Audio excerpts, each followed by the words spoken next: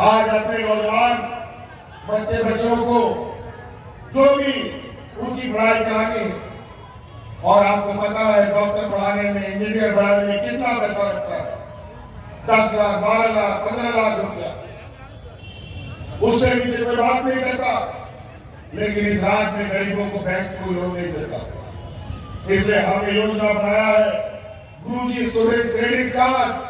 अपने बच्चों को गुरुजी स्टूडेंट क्रेडिट कार्ड दिए, और जब ये इंजीनियर डॉक्टर में उसका दाखिला होगा, बैंक को गुरुजी क्रेडिट कार्ड लेके जाइए, और जब तक उसका पढ़ाई नहीं खत्म होगा तब तक के लिए आपको 15 लाख रुपए मिलेगा।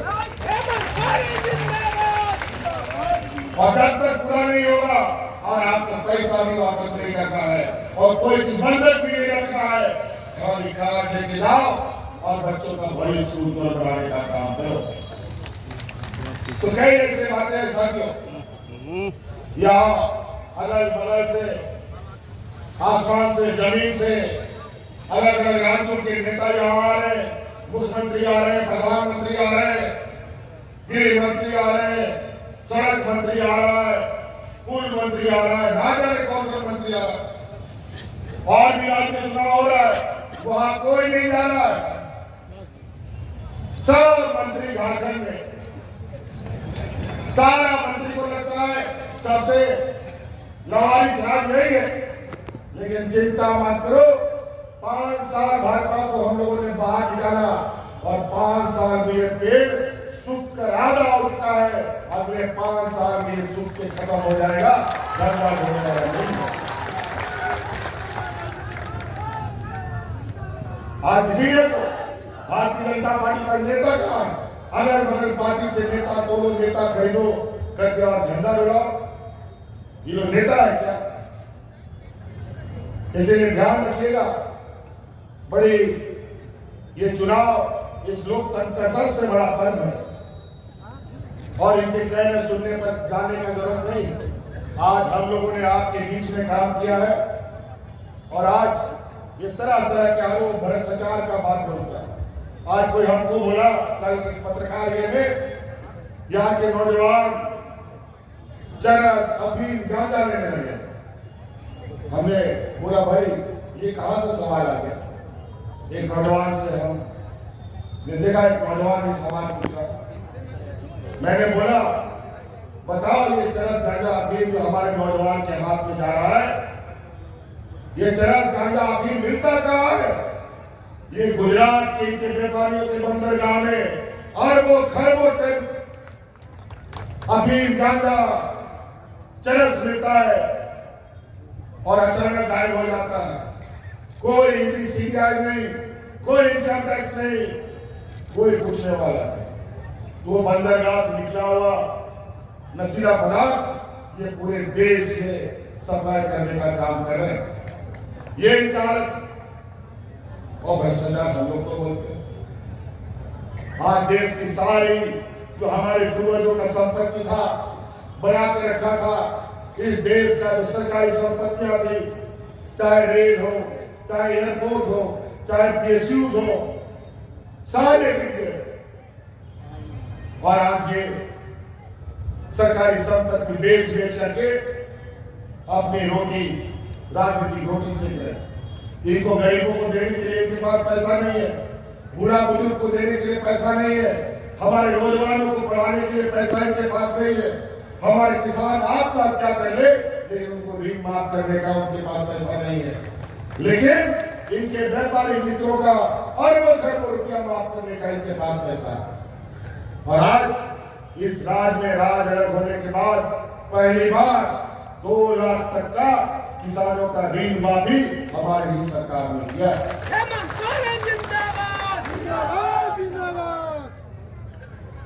अलग अलग तरीके से लोगों को डराने का, धमकाने का, हिंदू मुस्लिम ये बात करते हैं, हिंदुओं को तो डरा के रखते हैं और डरा करके वोट लेने का काम करते हैं। जहां यहाँ के हिंदू, मुस्लिम, सिख, ईसाई एक साथ रहते हैं, वहां की राजनीतिक रोटी नहीं पकती है।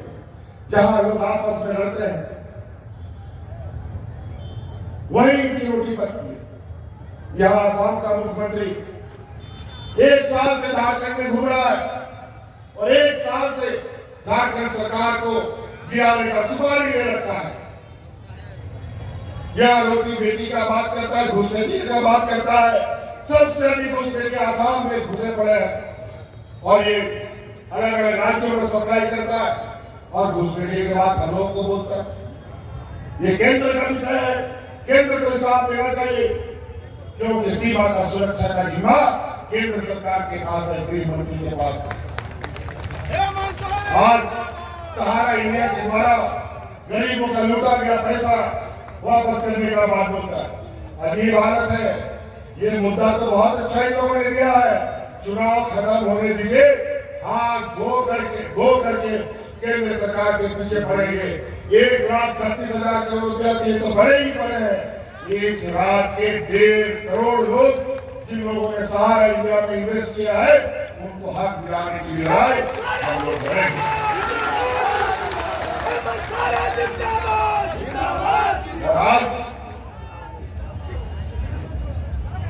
और आज बहुत सारी ऐसी बातें जो समय के अभाव में हम नहीं कह पा रहे, बाकी आप देख रहे होंगे और आपको याद होना चाहिए कि पलामू प्रमंडल जहां अंधेरे में डूबा रहता था, आप याद कीजिए इस पलामू प्रमंडल को अगर कोई बिजली से जोड़ने का काम किया था तो यही नौजवान जो आपके सामने खड़ा है, इसी ने पलामू प्रमंडल को बिजली देने का काम किया। और आज यहाँ पर एक पावर प्लांट का भी बनाने का प्रस्ताव हम लोग के का सेवा हमारी सरकार ने अलग अलग तरीके से आपके लिए किया। आपको याद है वो कोरोना का दिन जब इस राज्य में कोरोना आया और यही भाजपा का लोग बिना किसी को समय दिए पूरा देश में लॉकडाउन लगा दिया था। हमारे गांव देहात के कई लोग अलग अलग राज्यों में काम रोजगार के लिए जाते थे, वो घर नहीं आ पा रहे थे। उस समय आपका यही बेटा, यही भाई आपके घर वालों को हवाई जहाज से उठाकर के घर पहुंचाने का काम करता था कि नहीं करता था?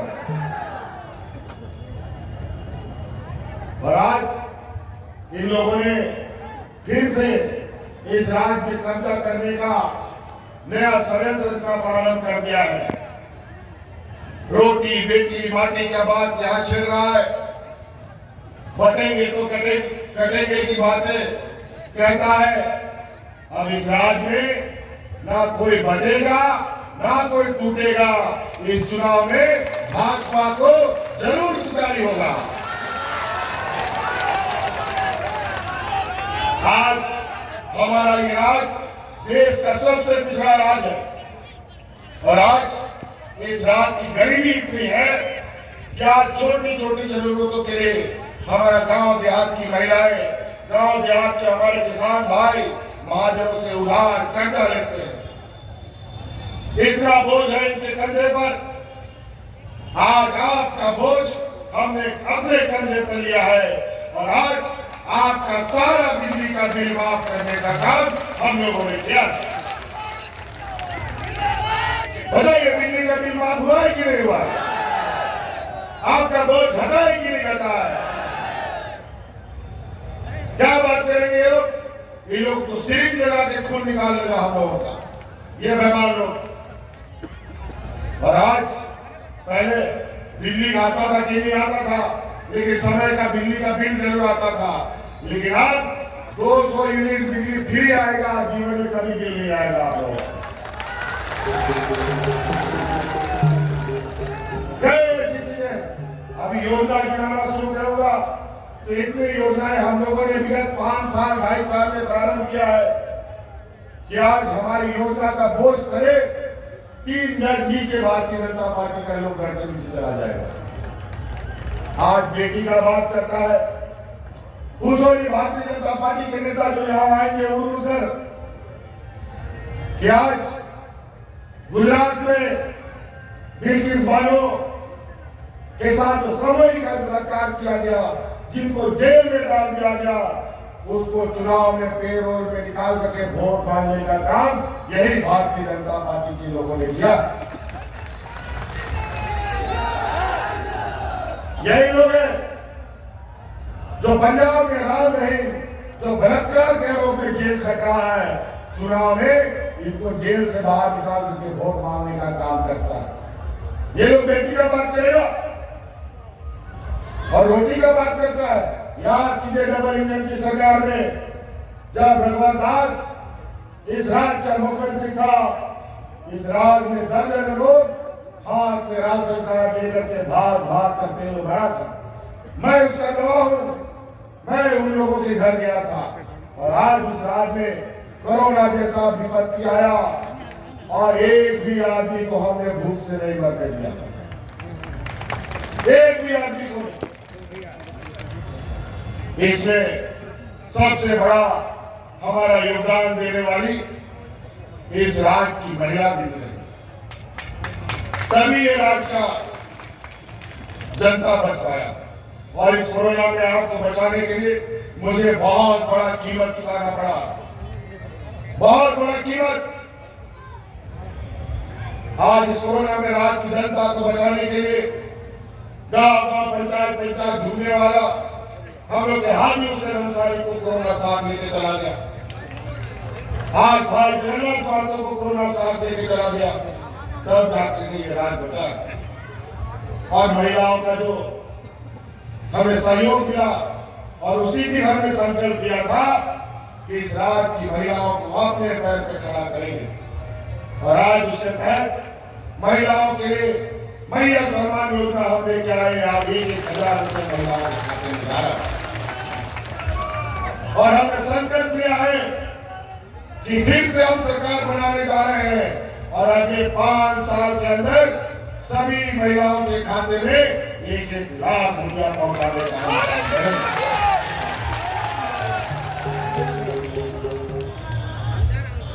पहला कदम तो 1,000 रुपये सबके खाते में जा रहा है और दूसरा कदम हमने निर्णय ले लिया है दिसंबर में वो 1,000 रुपया महिलाओं का 2,500 रुपया होने जा रहा है। आज सोचिए कि जिस घर में बिना मजदूरी किए बगैर चूल्हा नहीं जलता था, उस घर में 2-3 महिलाएं हैं, बेटी है, तो आज कितना घर में रुपया जा रहा है?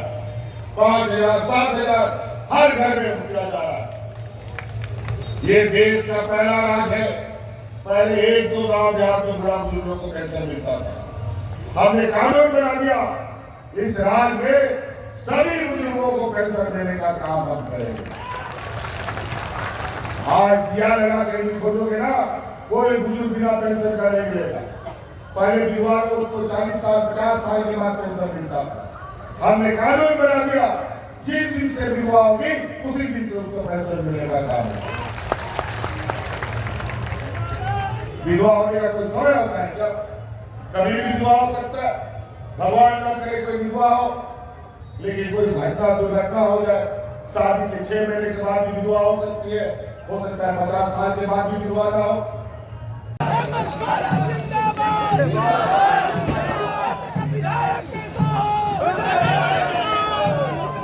मुख्यमंत्री